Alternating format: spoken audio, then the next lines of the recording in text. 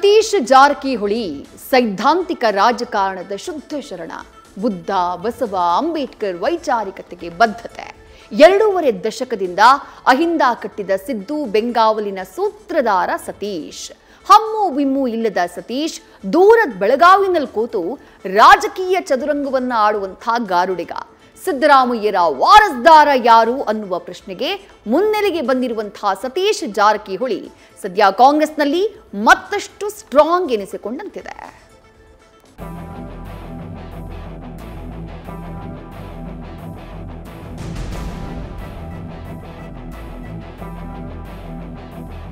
ರಾಜ್ಯ ಕಾಂಗ್ರೆಸ್ನಲ್ಲಿ Siddaramaiah mass and class. ಅನ್ನಯ್ಯನ ಅಹಿಂದ ಶಕ್ತಿ ಸಾಮರ್ಥ್ಯಗಳ ಬಗ್ಗೆ ದಶಕಗಳ ಚರಿತ್ರೆಯೇ ಉಸಿರುತ್ತೆ. ಈಗ ಅದೇ ಅಹಿಂದ ದಾಳ ಮತ್ತೊಮ್ಮೆ ಉರುಳಿದೆ. ಬಂಡೆಗೆ ಡೈನಮೈಟ್ ಇಟ್ಟು ಸಿಎಂ ಸಿದ್ದು ವಾರಸುದಾರ ಯತೀಂದ್ರ ಮಹಾರಹಸ್ಯವನ್ನ ಸ್ಫೋಟಿಸಿದ್ದಾರೆ. ಅಧಿಕಾರ ಸಂಘರ್ಷದಲ್ಲಿ ಸತೀಶ್ ನಾಮಧೇಯ ಪ್ರಸ್ತಾಪ ಜಿದ್ದಿನ ಯುದ್ಧಕ್ಕೆ ನಾಂದಿ ಹಾಡಿದೆ.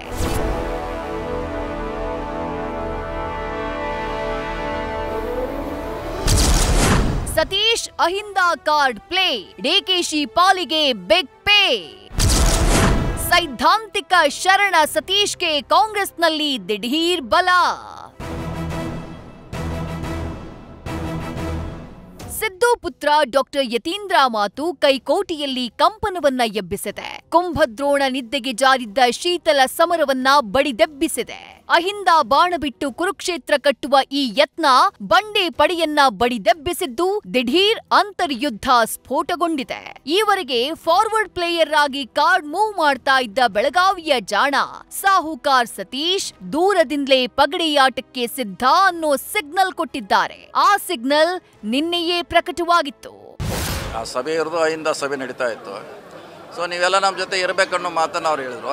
ಅದನ್ನು ಹೇಳಿದಾರೆ ಹೊರತಾಗಿ ಬೇರೆ ರೀತಿ ಮುಖ್ಯಮಂತ್ರಿ ಆಗಬೇಕಂತಲ್ಲ. ಅಹಿಂದ ನಾಯಕರು ಅಂತ ಹೇಳಿದ್ದಾರೆ ಅವರು. ಮುಖ್ಯಮಂತ್ರಿ ಆಮಾಗಿ ಅದು ನಾಯಕತ್ವ ವಹಿಸ್ಕೊಳ್ಳೇಬೇಕು. ಅದು ಸಂದರ್ಭ ಬಂದಾಗ ನೋಡೋಣ ಅದ್ರ ಬಗ್ಗೆ. ಯಾರು ಸಿದ್ದರಾಮಯ್ಯ ನಂತರ ಯಾರು ಹುಟ್ಟಲೇಬೇಕು, ಆ ಸಮುದಾಯವನ್ನು ರಕ್ಷಣೆ ಮಾಡಲೇಬೇಕು. ಅಂದರೆ ಕರ್ನಾಟಕದಲ್ಲಿ ಅಹಿಂದ ಬೇಕೇ ಬೇಕು, ಒಂದು ಸರ್ಕಾರ ಅಸ್ತಿತ್ವಕ್ಕೆ ಬರಬೇಕಾದ್ರು ಅಂತೇಳಿ. ಇಲ್ಲ, ಸರ್ಕಾರ ಇದ್ರೂ ಆಯಿತು ಇಲ್ಲದೇ ಆಯಿತು, ಒಬ್ಬ ಅಹಿಂದ ನಾಯಕರು ಇವ್ರು ರಕ್ಷಣೆ ಮಾಡಲಿಕ್ಕೆ ಬೇಕೇ ಬೇಕು. ಸಿದ್ದರಾಮಯ್ಯ ಅವರು ಅಧಿಕಾರದಲ್ಲಿ ಇದ್ದಾಗೂ ರಕ್ಷಣೆ ಮಾಡಿದರೆ, ಇಲ್ದಾಗೂ ಮಾಡಿದ್ದಾರೆ. ಸೊ ಆ ರೀತಿ ನಾಯಕತ್ವ ಬಯಸ್ತಾರೆ ಜನ. ಸೊ ಅದು ನೋಡೋಣ ಯಾವಾಗ ಟೈಮ್ ಬರುತ್ತೆ.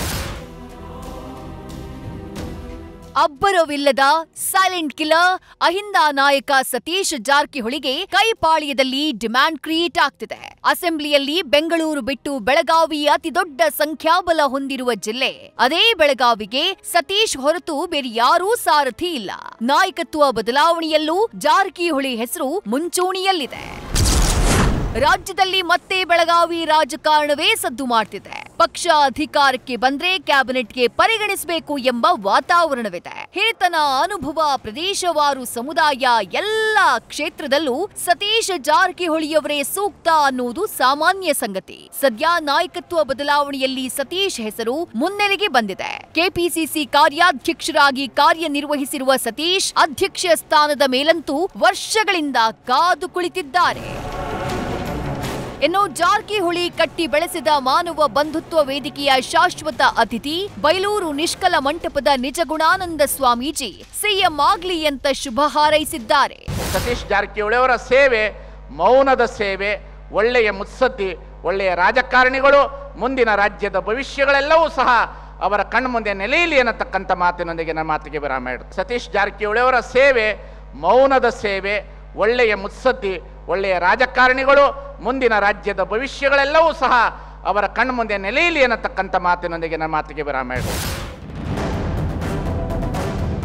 ಒಟ್ಟಾರೆ ರಾಜ್ಯ ಕಾಂಗ್ರೆಸ್ನಲ್ಲಿ ಅಧಿಕಾರ ಸಂಘರ್ಷ ತೀವ್ರತೆಗೆ ಜಾರ್ತಾ ಇದೆ.